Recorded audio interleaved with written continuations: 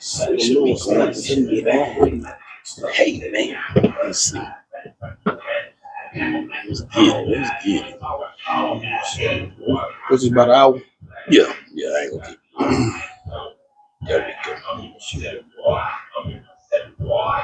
There we go. There we go. Make sure you volume down. Put it on silent. It should be straight now. Put it on silent. It should be straight now. They gotta cut the volume down. Somebody might call. Well, I ain't worried about them calling here. They're using for the comments. What the business? Y'all already know what it is. Coffee break, E.W. Bush. Man, y'all see I got a legend in this thing, man. You hear me? I'm talking about ain't too many legends that have been on this couch, and they're one of them. And I also got my partner up in this thing, man. He just come home. Welcome home, too, bro. We got that. We glad you're home, too, man. Salute. So we just gonna start off this talk. Y'all, I don't know if y'all can hear this in the back, but hey, man. It's whew. So I don't know if these folks know. See, I know Reggie, Swinton, and Swinton. Right. See, it's a difference. It's two different people. It's two different people. Now, no Diddy, but Swinton was the Diddy of the city back then. Well, that's what I used to call myself. Yeah, back then. Not this Diddy. Not Baby or Diddy. Yeah, not Baby or Diddy. not Baby or Diddy. No, not LRPD, Lil Rock P. Diddy. No, not that one. So it's an honor for you to even be on this couch with me, brother. And I appreciate you coming out. And I know you're a busy fella, man. I appreciate it. And like I said, I got my partner Ralph Gotti in the building, man. He just come home, man, for doing a long bid, man. And he didn't get the ground running, man, doing this thing in a real big positive way. And I salute, and I'm proud of you, brother. I want to tell you that too, man. So, for sure, bro. Yeah, man, I appreciate that. Welcome to the coffee break, though, man. Yeah, we're gonna break it down and talk about it. I see you got a Fox 16 special for sure. No, they had me on Fox last week. My uncle just texted me as I was sitting over there. Said he just saw me on the news again. I said, for what? I ain't did no interview. So I mean, but that's a beautiful feeling to have Fox 16 to do a story on you. It's cool because my career kind of speaks for itself, man. Yeah. And more so because I work with the kids. And when you're doing things in the community, man, with the kids and try to keep these kids off the streets, man, people that know good people want to help good people out. And that's cool. How does it feel to? So you got your talent took you to a place to a few NFL teams. So how does it feel to be using that same talent to be coaching the kids and still really using your talent to do what you're doing? I always had dreams, man, of being a millionaire. Yeah. But I think God's plan was for me to make it so I can come back and do what I'm doing. People say that money make you happy. I was the most unhappy person when I had a whole lot of money. Unhappy, man, but I ain't saying I'm broke now. I ain't got the money I had. Yeah. But I'm happy because I'm able to pour into these kids, man. And there's so many kids' lives I done touched, bro, that these kids call me, come back to see me. That's what it's about for me, man. It's about using my platform to elevate our youth. That's cool. I seen you had I guess I ain't gonna say a skit, but a video to where you was in the locker room and you played Get Big. Yeah. Was that the first time your players knew that you rap? No, actually it wasn't, man. But that's the first time I just played that song loud, and they got crunk to the Get Big part of it. Yeah. I had to make sure I gave y'all some love because that wasn't my song. Thanks. That was Lil Homie's song, an A-State song that I featured on when y'all signed to my label. Thanks. So I very much gave y'all the credit for that because that was a cold song, man. And I don't know if you know this, but when we did that show in Dallas with Big Tuck, was you there? Yeah. Okay. Big Will also performed that same night. Yeah. He came out with that song Get Big after our song that we did that night. Yeah. He took that song and went big with it on the title y'all came up with. Like with the second, and it's so crazy because me and my guy Tony T. Shout out to Tony T on the Get Big, man. That's my guy. That's my brother, man. We just were talking about that, how many people had actually kind of took that title, man. You know what I'm saying? Yeah. So that was kind of crazy, man. Before, bro, call that number for me. What? Call that phone number for me.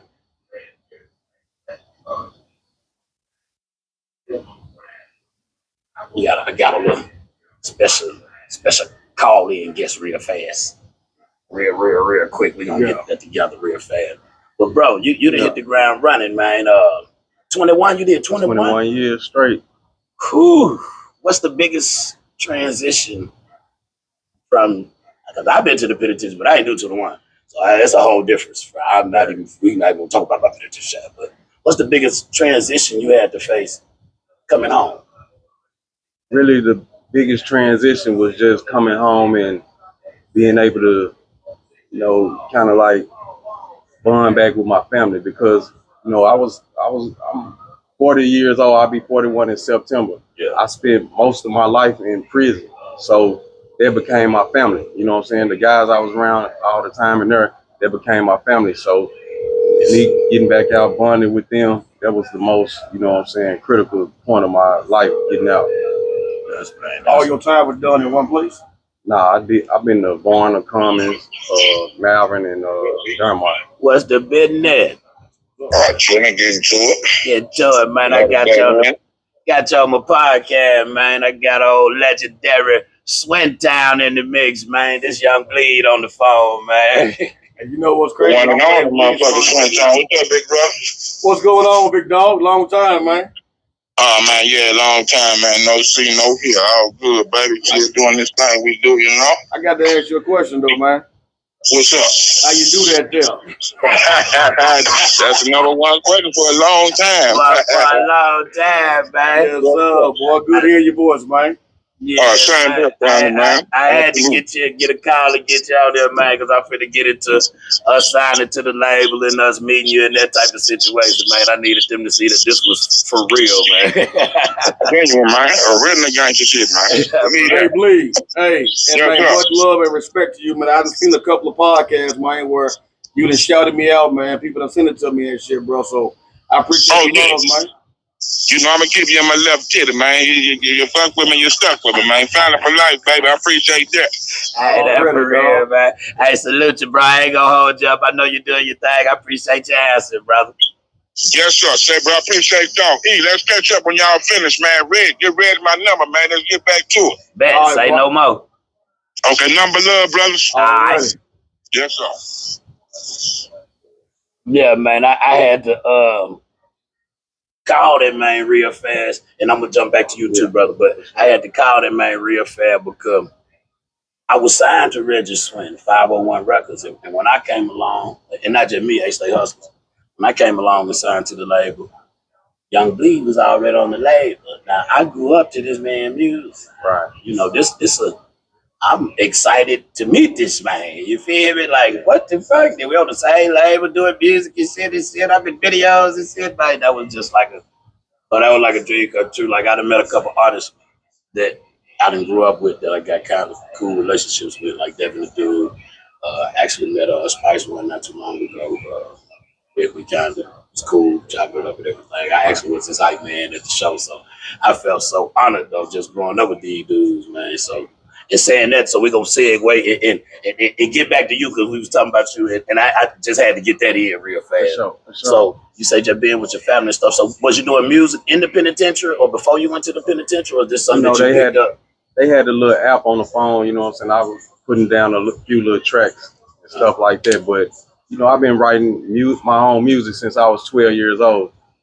I just was in and out of, juvenile system. And, me and my brother, we never really just been able to stay out together at one time. Like when I come out, he going in, just like now, you know what I'm saying? He finna probably go back in, you know what I'm saying? And, the most important thing about during that time was learning from my mistakes, you know what I'm saying? Yeah. I made a lot of mistakes growing up and, it's just part of the game, you know what I'm saying? If you make the right choice and decision, I promise, you know what I'm saying? Whatever you want in life, you can achieve it. You just can't never give up, and you know what I'm saying? It's all about your circle too, you know what I'm saying? You can't have a circle of dudes that do stuff opposite of what you know what I'm saying, capable of being and doing, you know what I'm saying? With the Section 8, y'all doing a lot of community and activism, this type of situation, and doing with the kids. How did you be a part of that when you came out?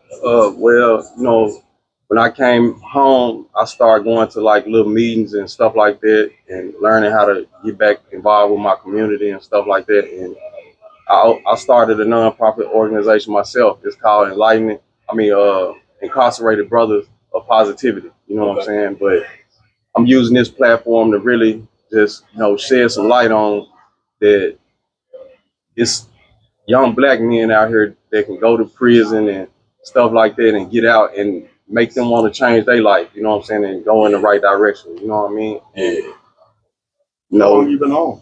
I've been home about 7 months now. Oh, that's cool. That's cool. And I've been able to accomplish a lot, you know what I'm saying? I'm just knocking on the door, though. Yeah. But, you know what I'm saying, I got a lot of stuff, in the making that, gonna shed light on not only Section 8, but, you know what I'm saying, like, I plan on starting my own record label. And hopefully I'll be able to get a couple of young guys, you know what I'm saying, that's getting out of prison, doing the same thing that I came out doing, you feel me? Like, we need that guidance, you know what I'm saying, coming out of prison and stuff like that. We need that guidance. I had those guys in place for me when I got out. So, you know what I'm saying, I want to be there for some of these guys that's getting out and show them, y'all can do what I did. Yeah. But I want y'all to do it in y'all own way, you know what I'm saying? And that's cool. That's cool. And speaking of record labels, speaking of you, what made you transition from, because you was successful in the football, what the hell made you want to be a CEO in rap music? Man, as a matter of fact, me and your cousin, Larry Lucky. me and Larry was rapping in junior high school, man. Yeah, he doing good now with rap. He got 50 years old. Now he want to get now he want to rap. But me and Larry was rapping. Larry, you old, bro. You, Darren, y'all still trying to get it in, man. You're 50, man. Damn. But bro, hey, I love it, Larry. Have fun with it, dog. Hey, that's what's Have fun with it. Larry, my boy, man. I love Larry Lucky, man. But man, I always wanted to, bro, but I never had the finance. You know what I mean? So when I got the finances, man, I remember the first song I made was called Daddy's Little Man for my son, who's 27 years old now. Made that song in the studio with keys. Then I made another song. And by this time I got 4 songs. Yeah. So I'm like, shit, I may as well do an album. I ain't thought about no label yet. There's an album. I said album, that means an old album. Yeah. So I made that. Call them albums, too. So I made that. Then I made the label 501 Records and got with DJ Bone. And from there, bro, we just took off. And it just blew. And I said, but I want to get a label going where I can get some people from back home. Because I feel like with me playing for the Cowboys, that I could take folks from home that wasn't getting no love and get them out there. Yeah. The point of me getting Bleed was to put a name behind the label. Yeah. Sign Bleed, gave Bleed, shit, 10 racks up front. Yeah. Still ain't got that back. Gave 10 racks up front, right? Still ain't got that back. You leave my guy alone, man. Love my dog Bleed, man. But oh my God. I did that, man. Look, you so had us all out there. Man. Shit. Let me tell you a story about Pimp C though, man. So when we was doing Bleed album, because you was already signed, you and you and Dollar, y'all signed to me over at y'all club over there on Ash. Thanks. That's where y'all signed at. So now I got y'all on the label. I got a little Speedy on my label. Yep, so I had a Speedy. I got Young Bleed. Yeah, a little white production team or something too. Then yeah, Dave and Jason. Yeah. Call them Keys. Yeah, they were hard too. Yeah. So we're down there, and so I come back home, and I'm spending time here with the family. They in my studio in Texas, man, doing their thing. Shit, Juvenile came by, did a song with Bleed. David Banner made a track for me. Yeah. I was messing with everybody, dog. Yeah. And then Paul Wall. So now Pimp C out, he fresh out. He had 25 or 16 balls. So he up there in Texas area, in Dallas area. Bleed called me and say, man, Pimp C around the corner, man. He want to fuck with me, man. I said, how much? He said 25. I said, Bleed, I ain't to do 25, bro. I said, he ain't do 25. And I said, you tell him that I'll do 10 stacks right now, 16 balls. He ain't doing it. I said, bro, he ain't in Houston. He around the corner. Yeah. Come right these 16 balls and get this cash, man. Yeah, that's real. So then he called me with Pimp on the phone. Him talking crazy to me, bro. This true story, man. Yeah. So Pimp was like, man, the CD ain't gonna say featuring Pimp C 10 bars. It's gonna say featuring Pimp C. I said, bro, Pimp. I said, I ain't got no dope money, bro. And I said my exact word to Pimp, I said, bro, your name Pimp C, you ain't gonna pimp me. Exactly what I said to him, man. Rest in love, Pimp. Rest in love. He said, well, man, I ain't gonna fuck with you then. So that's cool, bro. So then Bleed got the damn phone back. Bleed was upset. I said, Bleed, bro, this hard earned running from Ray Lewis money. This hard earned kickoff return money, dog. Hey, if I'm gonna give you 10 racks, and it just so happened that I had the 10 racks on me at my crib. Yeah. I had the cash on me. I don't never keep money on me like that ever. Yeah. I had 10 on me that day. I said, bro, I'll drive up there. I'll meet y'all up there. Get this man 10 racks. Drop 16 bars. I get a chance to meet Pimp C. Pimp ain't gonna do it. Shit. That's what it is. But the album had Pookie and Lucci on there. Yeah. It was a fire album, bro. Yeah. Yeah. And y'all was on there. Yeah. And we never got a chance to drop it. And I still got it. And that's crazy. You got both. I got the hard drive of that one. You got hard drive. I got the hard drive, bro. That's throwback. Hard drive. And that weekend when Grimm came down there. Yeah. That whole weekend Grimm music came down there. See, people don't even know that's your people. Like you really been in this music shit. Like, bro, I done brought Boosie and Webby in town. DJ Boosie and Webby. I done opened up shit, Lil Wayne. Yeah. Like, that's Swinton. Yeah, that's Swinton. See, Reggie Swinton he got these kids, he doing the positive thing, he doing this coaching his football teams. You know, how many type of leagues have you played in? You play NFL and NFL, Arena Football League, play Canadian Football League, XFL. If it had an FL, damn it, I was in it.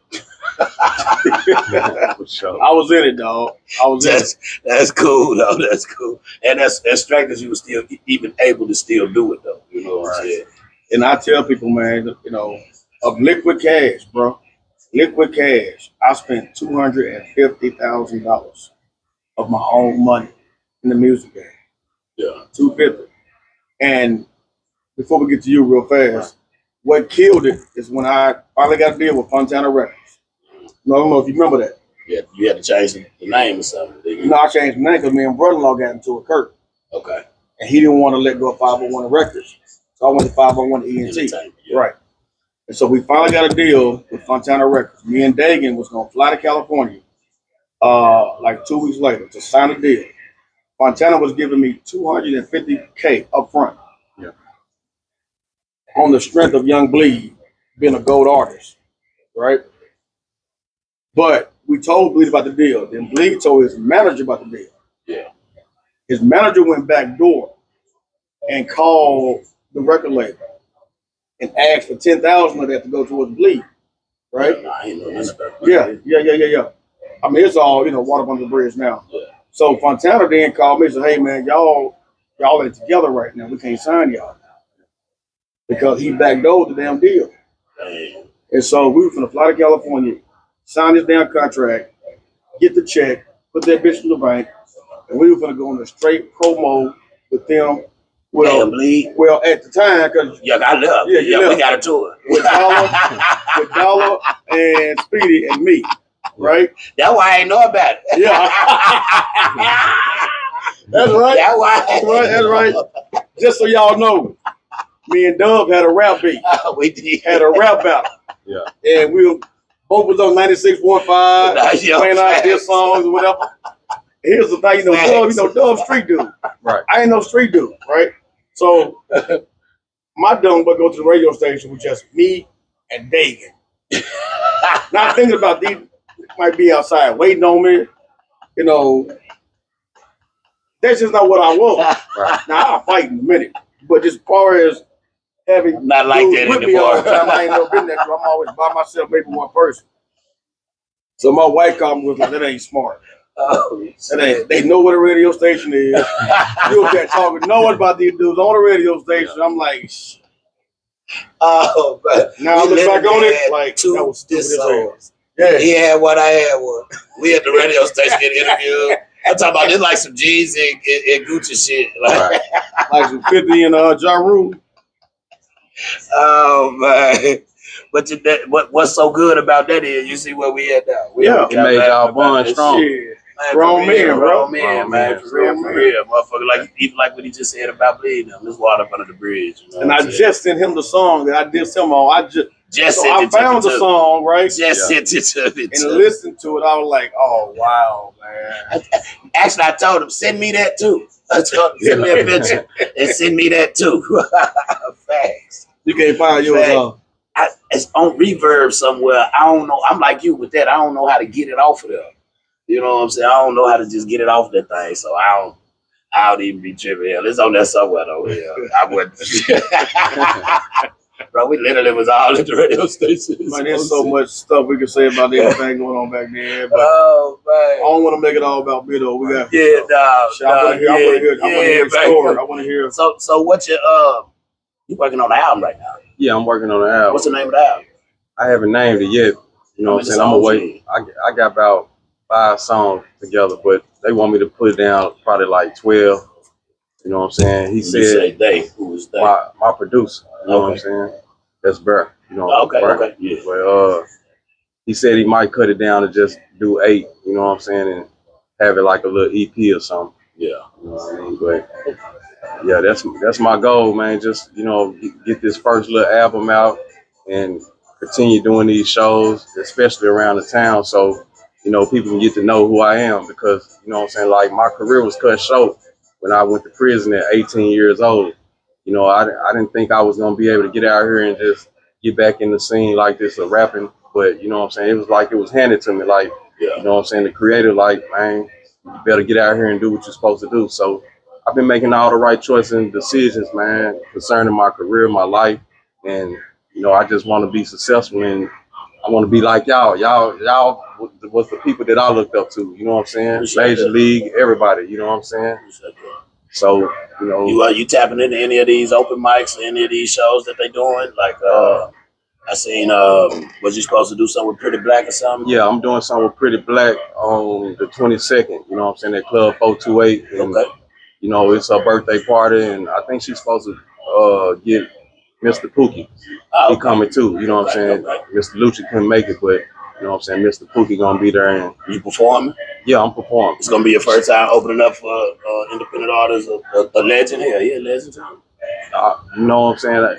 Like this is gonna be my first time as far as opening up for an artist out of town or something, but I done opened up for artists right here in the town and stuff. So, it's just it's a humbling experience, man. You know what I'm saying? To be able to be out, to be able to do this, because man, behind them gates, you know what I'm saying, it's a crazy world right now. You know what I'm saying? So if y'all got some family in there, y'all need to check on them, because it's crazy in there, man. Was it hard for you to get a job? No, when I got out, you know what I'm saying, like I say, everybody that was in the right position for me. You know what I'm saying? I went to my cousin, she said, I used to work at the city, you know what I'm saying, I can get you on with this guy who worked with the reentry program. He helped me out, you know what I'm saying? But cool. I had already filled out the application, and when they called him, he was like, you know what I'm saying, we're going to be able to get him in for an interview Monday. I went for the interview. The next week I went and took the drug test, and the week after that I started. So yeah, I asked that because I had spoke at a Goodwill transition, like the program for people getting out the penitentiary. That was kind of one of the biggest things they were saying. It was hard for them to get a job. It was easy for me because I had came home from work with it, so I kind of had a job already when I got out. So it was easy for me. That's why I asked, is it hard for you? It wasn't hard, you know what I'm saying? Then I had just got a second job, you know what I'm saying? But it was working me too hard, so, you know what I'm saying, I had to quit that one. But, you know what I'm saying? Too hard? You just came home squad. What you mean too hard? No, I'm saying, they had me working like 5 different positions. Okay. I'm seasoning wings, you know what I'm saying? I'm cooking wings, making plates. You doing mopping everything. And sweeping the floor, doing the dishes, everything, because, you know what I'm saying, I understand they got a black establishment that, you know what I'm saying, like, the funds ain't there right now, you know what I mean? And I understand they struggle, so that's why I was doing what I was doing. But, you know, it's just, like I say, everything is part of the game, so I man. That's cool. That's part of the game, man. But, you know what I'm saying, I held my composure, did what I did, put my 2 weeks in, and now I'm able to do more music. I'm able to go to the studio more, do shows and stuff like that because I couldn't do that on the night job. Yeah. You know what I'm saying? But yeah, man. Is the rapping is it as easy or is it easy like you thought it would be, or is it hard? Or it ain't hard at all. You know what I'm saying? Like whatever you put your mind to, you can accomplish it. You know what I'm saying? Like I say, you got to make the right choices and decisions because if you make the wrong choice, you know what I'm saying, you'll be either under the ground or back in prison. You know what I'm saying? Because that's where the government got us set right now as far as, you know what I'm saying, making opportunities open for black people. You know what I'm saying? It's hard out here for us. So, we got to stand up and use our mindset and put everything in perspective in that order, man. On you. Did you fall asleep in all them goddamn pictures? Like for real? Yeah, bro. And somebody just sent me another one. Somebody just sent me another one, dog. Like, how in the hell do you fall asleep at all them? Somebody just sent me another one, dog. How you just fall asleep like that? You still doing backflips, man. You still kind of in you. You can't just be falling asleep. That was it. Turned 50 years old, but that was it. That was it. Let me tell you though, man. Damn pictures, man. Go ahead. Let me tell you something, man. Football wears me out, man.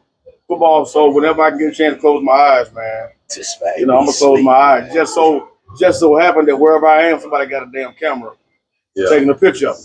This man was. And you give me 3 minutes, I'm out of there.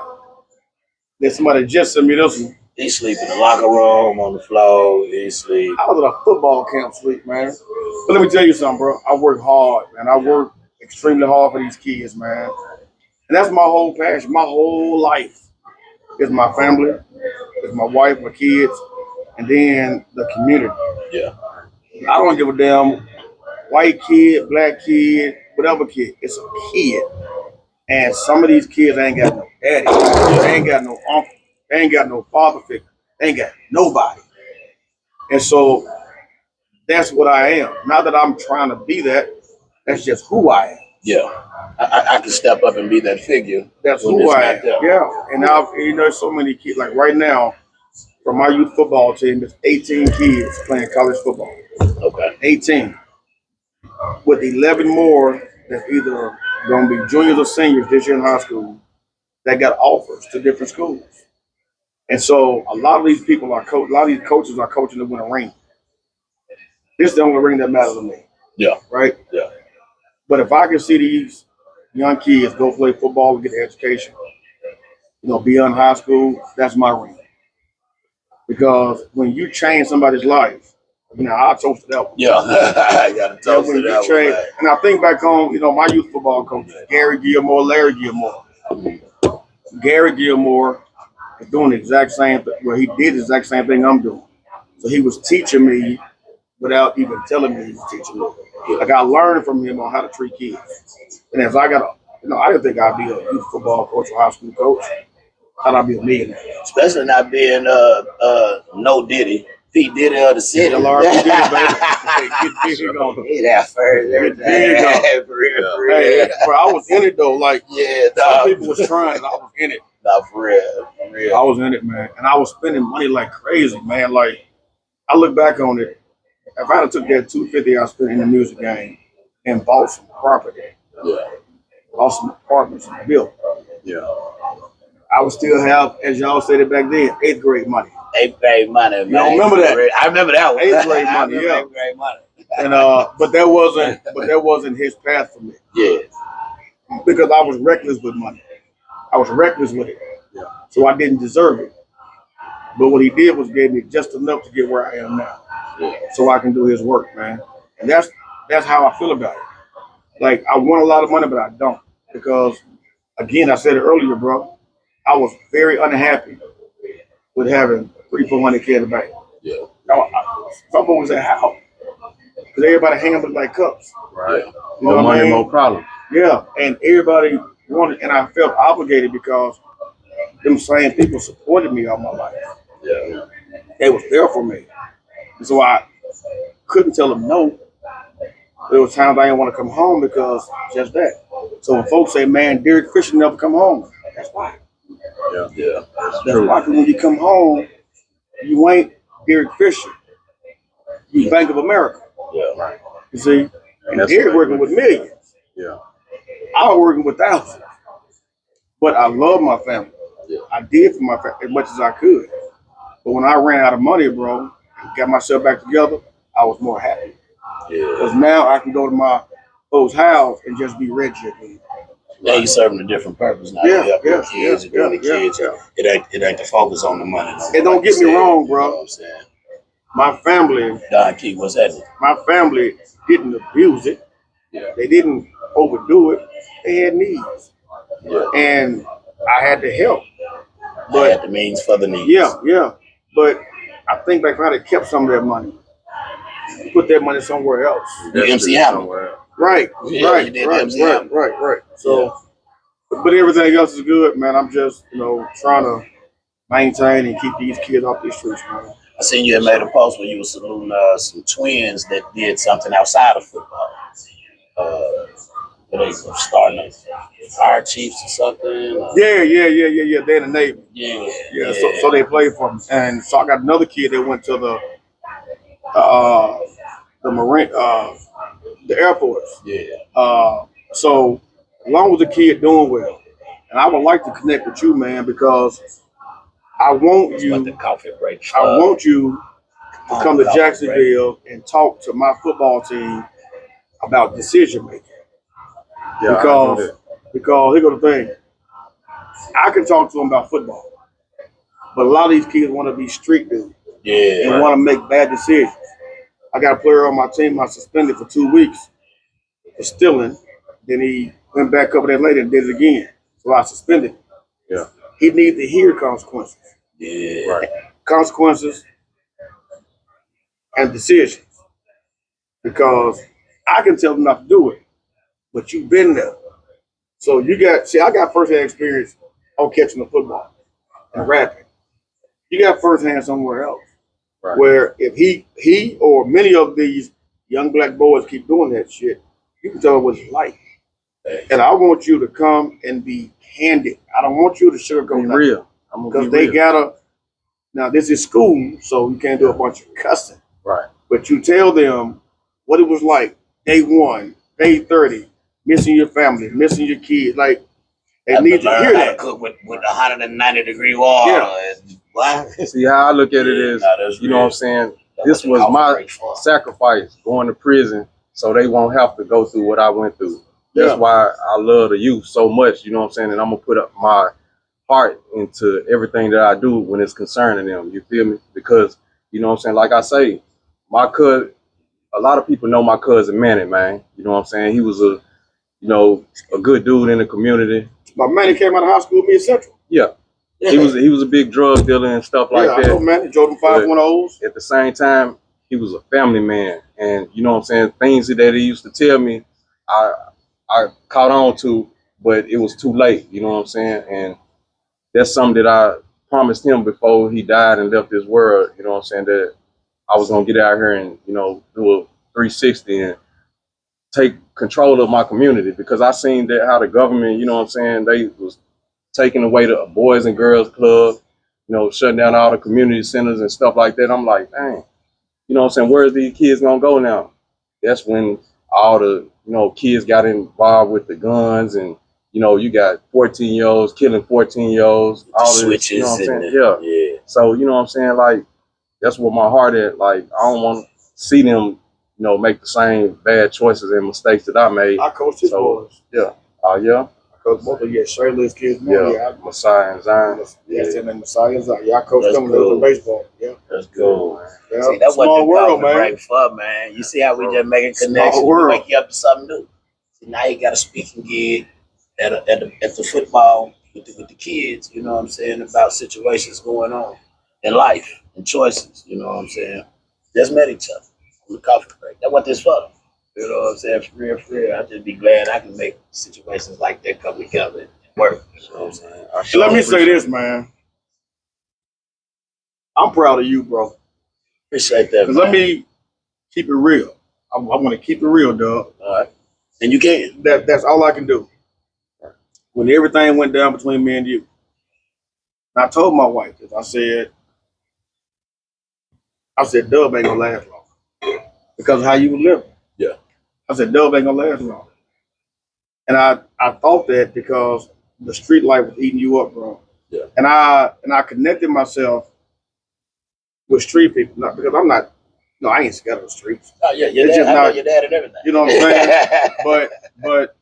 but I didn't think that you'd be around today by how you lived back then. Yeah. Right? And that's another reason why when me and you got into it, I distanced myself because I knew what I had at stake. Yeah. And hanging around that type of lifestyle was not conducive to what I was trying to do at that time, bro. And so I didn't think, but after, watching you on social media over the years, man, you done got married and everything, bro, got a job. Because remember back then, you said you weren't working. Well, You said you weren't getting no job. You was just street life, bro. Facts. So the fact that You remember that shit, I remember all that shit, bro. The fact you got a job and you got a family, man, all that, bro. That's changing your life. Appreciate that, man. And you, brother, you. I want you, too. and I want to preach to you now because I'm a little old. Yeah. Right. So, I want you to pursue your rapping career, but I also want you to pursue a career. You know what I'm saying? Like, don't let your situation make you who you are. Let that situation change who you're gonna become. Right. And you use that, bro. You can easily sit down and write a book about what you've been through and get with the right people and make some money going speaking tours. And you come to speak for my football players could be your start to you becoming a powerful speaker over your life. You see what I'm saying? So you never know who God gonna put in your life that could help you change your life and change your way of thinking. So I'm saying chase your dream. But also understand the reality that you might not make it. And you don't want to be 55 years old trying to say you're a rapper. right. But you can be 55 years old for the next 15 years and build your career. Whether it be a truck driver over the road. Dude, my stepdad make a lot of damn money driving trucks over the road, bro. Yeah. You know what I'm saying? All them trucks are straight. Get you there's a difference in a job and a career. A job is Burger King. It's nothing what happened to a job. That's a start. But a career gives you benefits and longevity and 401k. Stuff for your kids if you have kids. Yeah. We got a lot of black people don't think about that. They think about check to check. Yeah. Let me get this check to get to this check to that check. And before you know it, you done gave these people all these years of your life and you ain't got nothing from it. You see what I'm saying? Real. So I don't know you, bro. I love you, bro. And I want you to change everything about you so that you can become a successful black man that changed the narrative of they say you're going to be back down there. They say you'll be back. 20 years of your life, you ain't used to this out here, man. No, I'm not. So you're going to do something to go back to where you comfort at. Because we all live in our comfort zone. I heard last thing I say. I heard a lady today say that we all live in a comfort zone. When you give, and it thought about me, when you give a person that's never had something a lot without training them, they spend it to get back to their comfort zone. You see what I'm saying? Yeah. When you see people that win the lottery and they broke in 5 years, they spend all that money without knowing what to do with it because they had no clue what to do with it. So they spent. Now they back to their comfort zone. Now they happy. Yeah. Remember when I said I had all that money, I wasn't happy? Right. I'm at my comfort zone. Right? I'm happy now. Don't do anything that's gonna take you back to that comfort zone. Get comfortable out here. Get comfortable out here. Yeah. So I'm done. Nah, you good. I'm done. Nah, you good. I just felt I love spirit that. tell you that, I love you that, good. bro. You 'cause good. You know what I'm saying? We Like, need that type of talk. I didn't have it before I went to prison. You know what I'm saying? But to come out here and be able to, have brothers that, you know what I'm saying, want to see me do better and give me advice, you know what I'm saying? I'm accepted of that. Yeah. You know what I'm saying? You say you went in at 18 here. That motherfucker was sending you on missions and all kind of shit. Not sending you like that, but that's What just year you one go type of time. I went in 2003. shit. I was playing for the shit. What month? He said, what July. month? What? I was with the Cowboys still then. Oh, okay, yeah. I got You traded in different October. team. I Oh, got okay, traded in okay. October. Yeah. What you on the? Didn't you make it on one of them John Madden games? I'm on a lot of them. Yeah. 2001 through 2007. Then my son found me on Madden 2020 as a legend. Oh shit! that's what's up. How did that make you feel? On 2020, Yeah, to be just there's a legend on there. I don't play the video games no more, but it was cool because we all dream of being on video games. You know what I'm saying? Not creating ourselves. Yeah. In 01 to 07, I was on the Cowboys, Lions, and Cardinals in Texas. Yeah. Them paychecks was good too, bro. You get paid for the video game every year. You get 10 racks a year for them games, man. So when that first check came, I didn't know what it came for. I was like, okay, 10,000. What's this for? They said Madden. I was like, shit, that's what's up. Just because you're a character on the game. And the first check I got from Madden, I gave my daddy $7,000 for that. Yeah. Because I had a lot of money right there. My daddy got a needed. Yeah. Papa, you go 7 racks, bam. Right. I ain't tell my girlfriend that was not my wife. But to be able to Oh, but she watched it. but I sent her the link. She watching. She watched it. But to be able to be on Madden, bro, and not create myself, and now to be able to where my son still got the old game and go in there and play them, it's cool. Because my boys, not too many people will say my daddy back to the top. How do your players feel about that? So I know they talking shit. That's why I think it makes me a good coach, because some coaches coach and they never been there. These kids know that when I tell them something, I've been there. Like you said when you met Bleed. Yeah. Bleed been where you wanted to go. So when he talked, you listen. I was listening. Right. When somebody been to some place you've been or want to go, you don't listen if you smart. Yeah. So when I tell my kids stuff, they listen. Because they like, damn, coach been there. Yeah. Although I'm old to them, I still been somewhere they aspire to be. Yeah, nah, that's cool. That's real. And then even at that, bringing along people like bro to come speak to them. Mm-hmm. You ain't been there, but you got connections and you know people, and we'll be able to tell you about this place to keep your ass on this side of the game. Yeah, because I spent 17 hours in jail back in 09. I almost passed out, dog. Look, bro. I ain't never been. That was the longest 17 hours of my life, man. What the fuck did you go to jail for? If I could ask. 17 hours, bro. 17 hours. He said 17 hours was over with. 17 up, man. Hey, man. Right. That's real. Bro. And then here go the funny part about that is. So we in court the next day on Marker. Yeah.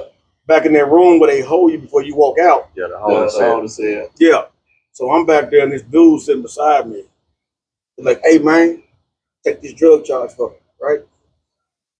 I ain't never smoked weed. I couldn't tell you what dime bag was, right? Right? And to this day, I can't tell you what a dime bag or nickel bag is. Yeah. I can't, right? Take the charge, man. I said, man, I don't know you, man. I had to talk kind of thuggish, though, because I didn't want to be no punkin', behind the wall. That's why he was fucking with you. He was just fucking with you. Look, dog, I was like, listen, man. Lord, you get me out of this, I'll never come back in here. I'll never come back in here. Thank God, man. Hey, I ain't been back, bro. I ain't been to jail a lot of times, but I've been to jail a few times. Juvenile, I've been a couple times, and there's an adult probably a couple times. But I went straight to the penitentiary. I be seeing these niggas be going to jail, and they don't go nowhere. They just still be out at the club partying and kicking it. Well, they got me. I went to the penitentiary. They did not drug me, not past go or nothing. Straight there. So I felt like, bro, a few times in my life, I ain't gonna make it neither. And hey, no lie, I was the guy that was, man, I ain't gonna never get no job. I'm good. I'm in the streets. I'm making good money out here. Even when I wasn't making good money, I still was, well, I'm in the streets. Yeah. Well, I can still get the bills paid. Still broke, but still get the bills paid. Then I got good. That was all right. Boy, I ain't never get no job. That's what you said back then. Then God said, boy, you gonna get a job. Sit down. You gonna work. I'm gonna make you work for free right now. Since you said you ain't gonna never get no job, so I'm in the penitentiary working for free. How much time you do? 2.5. That's all I needed though. Yeah, I'm like you. You said 17 hours. Yeah. 2.5. All I need. I ain't need no more. What year was that? I went in Because I remember when 11. you went. I went in 11. I got out of 14. Yeah, well, I ain't need nothing else. Once I ain't have no work ethic in me. No, I was a drug dealer. You Like, was over there off of by the Bar Coliseum, that yellow dude play with Aubrey Mom. facts. Like, Yeah. Like, talk about your boy Dollar, man, the transition. Dollar done made. Oh yeah, Dollar made it. Dollar That's be a beautiful clean, transition. man. He's a deacon now. Congratulations on him What? too. He finna get married too. And man. he's getting married. Yeah. I knew he was getting met Dollar a deacon. Yeah, deacon. I think I don't know the proper term, so I'm gonna just what he got sworn in. What's the proper term? I don't think that's it, but Are you serious, bro? I'm serious. I'm so serious. Bro, I don't want to shed no tears. I ain't gonna do this on here, man. Shout out to my boy Antoine, man. Shout out to Dollar, man. Twan. Yeah, old deacon right. That's what's up, man. You get the right lady, she'll train you. Yeah, But my lady trained me, she a doctor now. That's what's up, yeah, man. for real. LaJoy, what's happening? So what you saying? Jamaica, what's happening? Yeah, I did swear I would never work. I've been every job I get, I'd be on that motherfucker for about 5-6 years before, then I don't just quit. I put 2 weeks in and all that other extra. Man, that's why I say he sent me down there and say, you gonna work for free then, since you say you ain't gonna never work. I don't know how to work no hoe. I know how to work a hoe. Right. I don't know how to work a hoe. I know how to work right now. Boy, I got down there, boy, to see that. When I first met down there, it was still kind of cold. So we was still just in the garden. So we was just picking shit. Yeah. Radish, carrots, shit like that. Where was you at? Shit, all of them. They kept moving around. I don't know why. But my parent unit was bricking. That's where I went first. I'm picking in the garden. It was still kind of cold. Yeah. When that first little piece of sunlight, they poured some holes out. Now this, I don't know what's going on this day. Yeah. I ain't never seen these holes. Hollering at my people, monsters, from the right shit. The guys from North the right, man. What's this?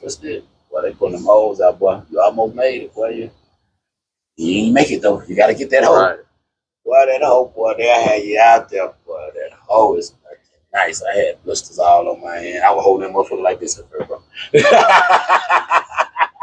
Yeah, you gotta learn how to work this. Your daughter I'm say, talking about Daddy. immediately. Your daughter say, Hey, pretty girl, she showed talking about me tune in tonight. I said, How many kids you got, Doug? 2. So how old are they? 24 and 23 in October. You got a kid? October. Nah, I don't have no kids, but you know what I'm saying? If, like I say, the creator blessed me with one, I'll be straight, man. You know what I'm saying? Well, I can tell you how to get one. Just go practice. Hey, what they say, you practice, you bound to get in the game. EA Sports, baby. Right, so, EA Sports, yeah. You practice enough. Shit, I got Oh, 4. shit. I don't like saying step kids because I ain't paid no step bills. Yeah. I ain't bought no step food. Yeah. right. But I got 2 biological. I Yeah. got 4 total. And so I got 2 biological, excuse me, and I got another one. Yeah. Excuse me. So With 2 grandkids, 4 grandkids. So I got 3 grandkids. So mine 29, 27, 26, and 23. And got 3 grandkids, ages 6, 2, and 2 months. I got 5, 4, 2 grandkids. I'm gonna say this, pause that because I don't want my kids here. I love my grandkids, but I love my kids. Well, we can't pause it. Yeah, I know I want my kids here. Hey, grandkids hit differently, bro. Right. Grandkids hit differently, man. And with that, it's like you could do something different with them that you weren't able to do with your own kids. You know what I'm saying? I mean, I'm the only thing I like about the grandkids. I mean, I love them. Don't get me wrong, I ain't saying that. The only thing I like is I can send them home. I'm tired. Okay, call your mama. Call your dad. I can send you home. I love that part. Other than want to that, send mine home. I be want to keep mine, man. I be wanting to keep them, but I be wanting to send them home. It be my wife. Mine can come stay with me permanently. I don't care. I can't do Man, it permanent. bro, I love it, man. Let me tell you something. That's different kind of love right there. It is. Don't get me wrong, and I love my grandkids, and they know it. But the permanent, I can send them home too much for the permanent. I like that I can send them home. And then I got them two little girls, them two little granddaughters. Man, I ain't really trying to go through that no more. Raising them all the way up again.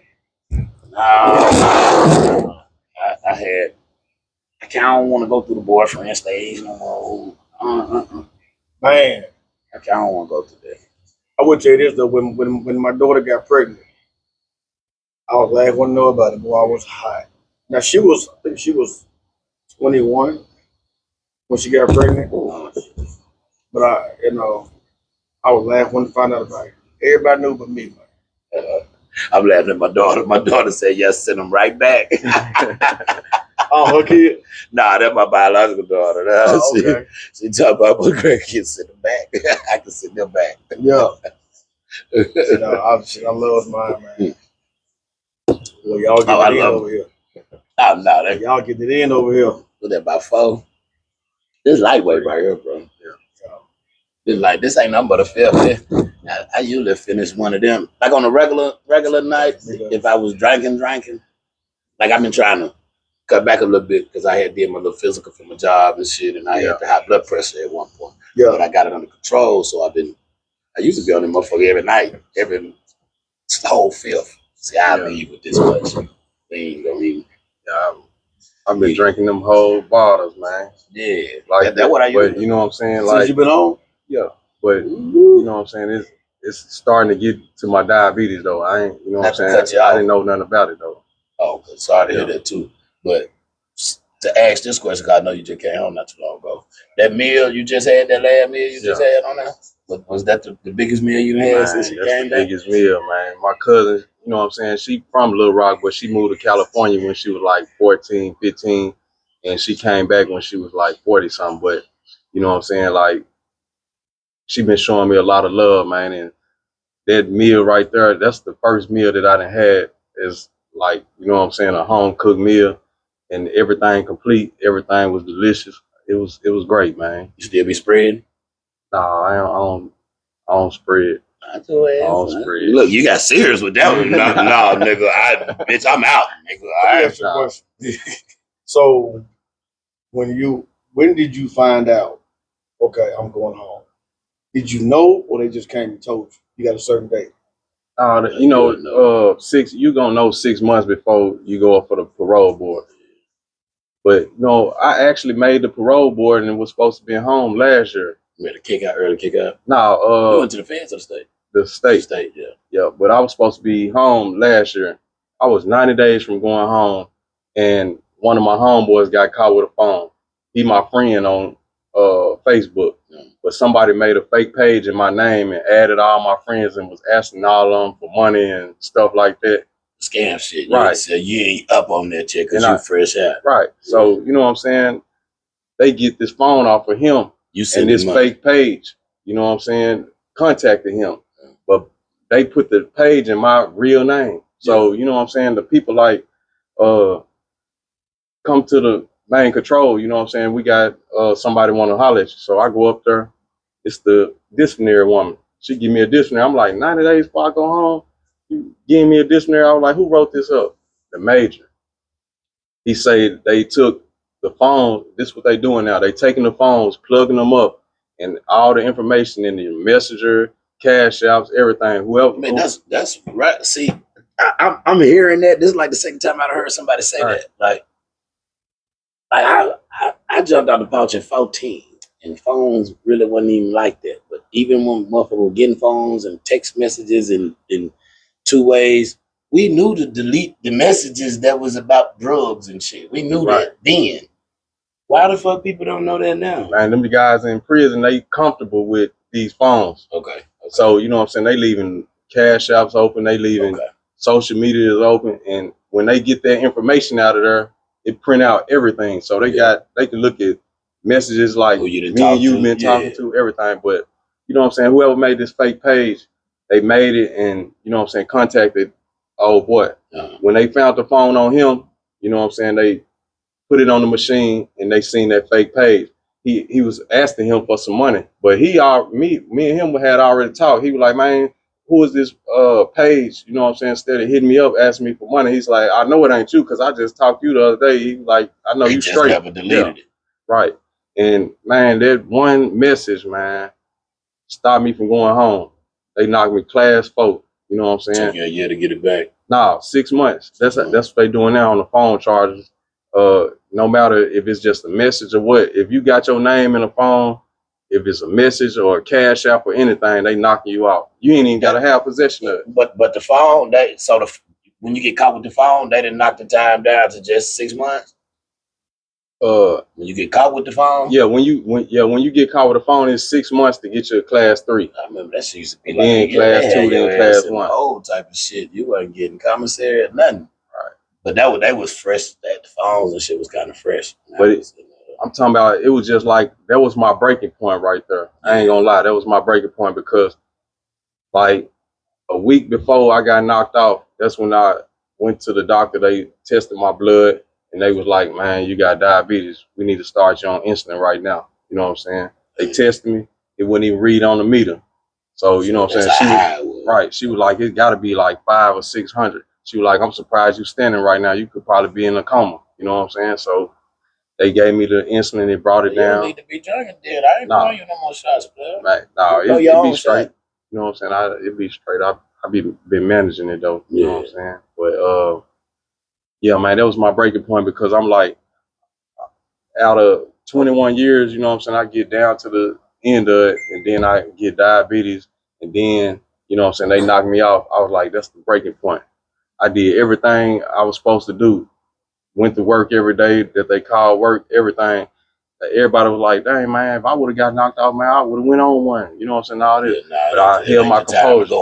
And right when I got my class 3 and class 2, you know what I'm saying? I went back up for the board class 2. The woman told my mama, she say, how does it feel that you finna have all 3 of your sons back at home? I had already went up and made the board. Made class 1 yet. You still class 2. So I'm like, you know what I'm saying? Yeah. But when she told my mama that, I was like, man, they gave me a second chance. You know what I'm saying? And a lot of people don't get them chances. If you get knocked off after you done made the board, guess what? You getting a year to now automatic. Yeah, that's why I kept saying a year, like, cause I know a little bit. I ain't shit. But they knew I didn't get caught with no phone and nothing. So you know what I'm saying? They was like, well, we're gonna let your son go, man. But then what we gonna do? Cause I know bro got to get up out of here. Right, for sure. So tell them where they can find you at. Y'all can check me out on Instagram at Corelli Loyalty Woods. That's KORELLI Loyalty Woods. And you know what I'm saying? Ralph 8-Ball Gotti Crutchfield on Facebook. Where your music at?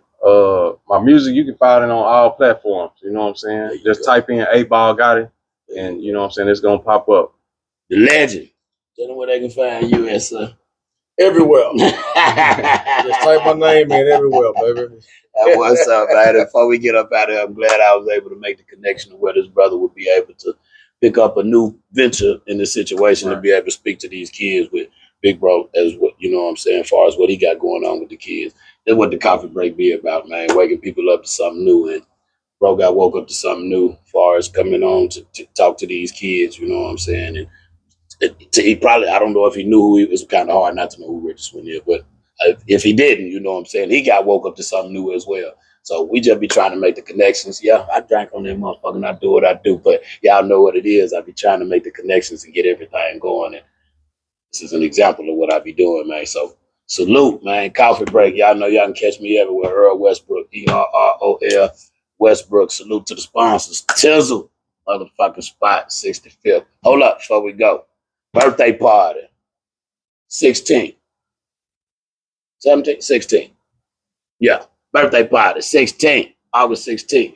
Make sure y'all here in the building, in the mix. Y'all know what it is. It's actually a private event. Y'all know how to get to us, and y'all know what it is. Contact Tizzle for all the information. If y'all can't get in contact with him, if y'all know how to get in contact with me, get me. And it's beautiful. Trap of the Year Awards. Nominations is hey, we probably got about a week left.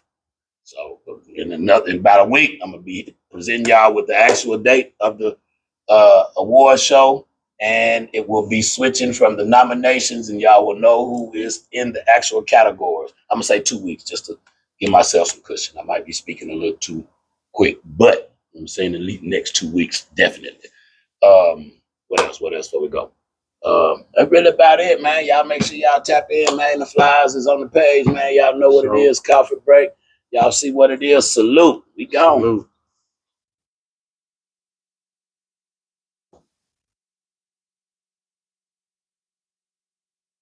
I so appreciate Sure, you. share that